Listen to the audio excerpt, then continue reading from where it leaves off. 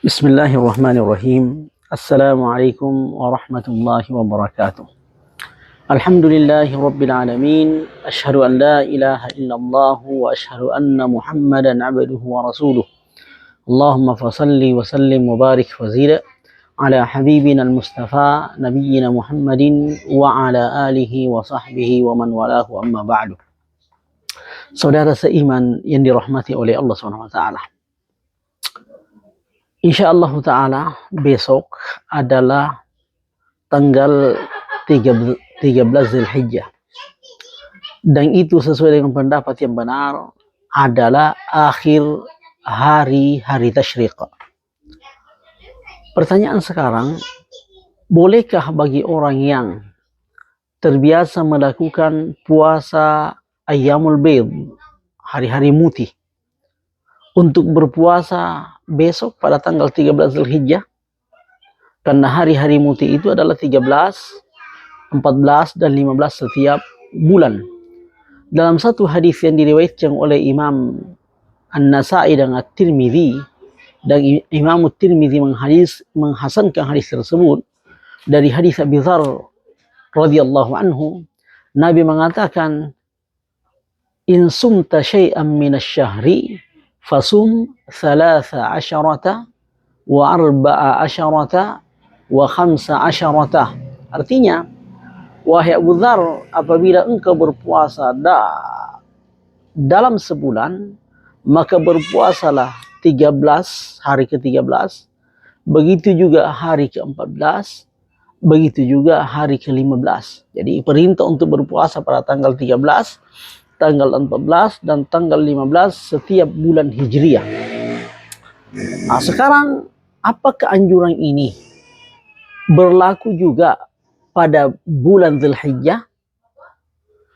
Sebab di bulan Zulhijjah ada beberapa dalil yang menunjukkan bahwasanya bulan Zulhijjah itu, hari-hari tasyrik maksudnya, itu adalah tidak dianjurkan berpuasa, bahkan dilarang berpuasa.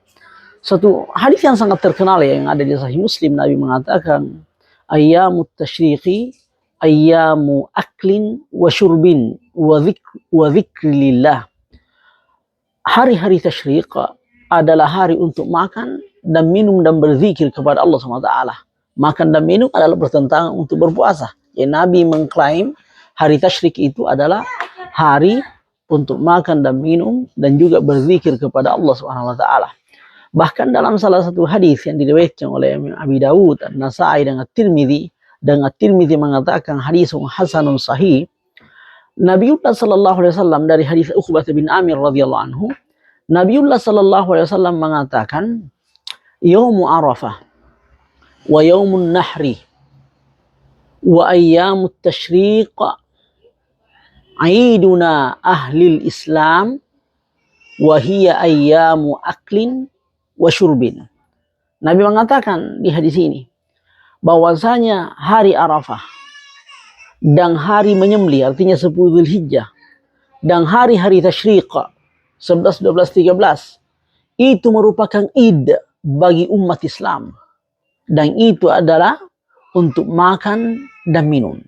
Di dalam hadis ini Nabi mengatakan itu adalah id, berarti hari Arafah, hari Idul Adha, hari menyembelih.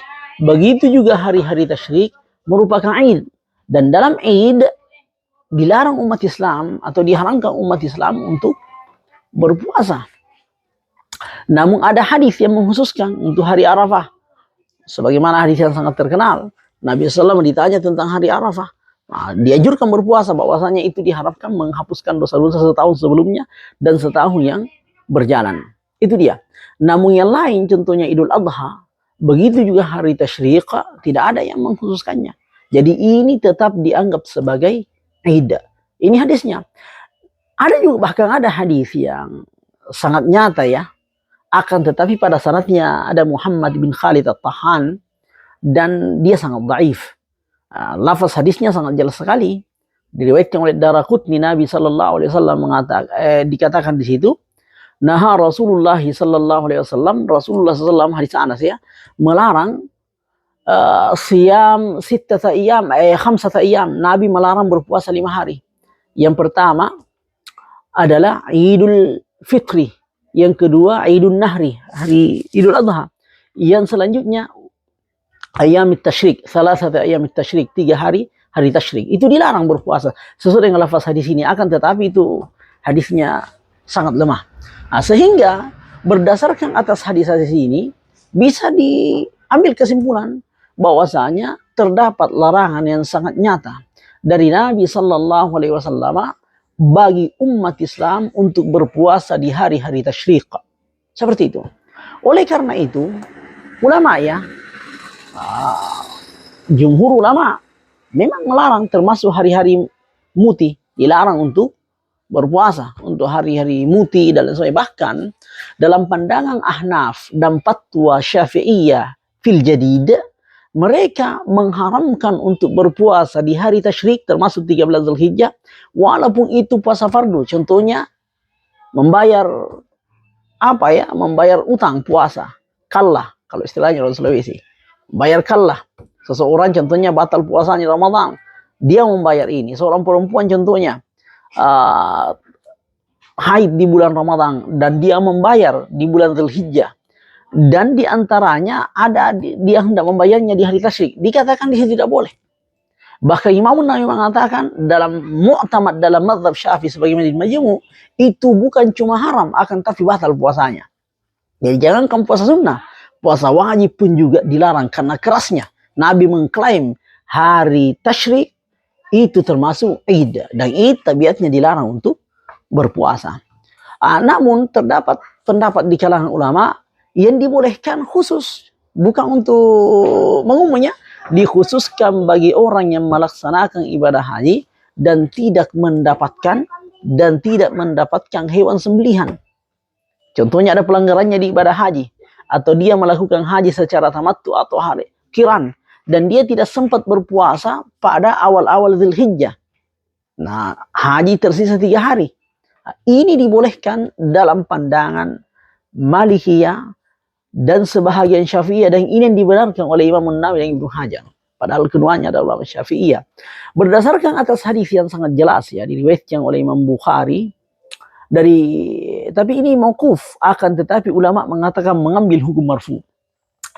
Ada Ibu Bukhari mengatakan adalah Aisyah radhiyallahu anha dan Abdullah bin Umar radhiyallahu anha, keduanya mengatakan apa yang kedua mengatakan, lam yu'zan, tidak diizinkan, fi ayyamit tasyriqi, di hari-hari tasyrik 11, 12, 13 Zulhijjah, ayyusamna, untuk dilakukan puasa di situ.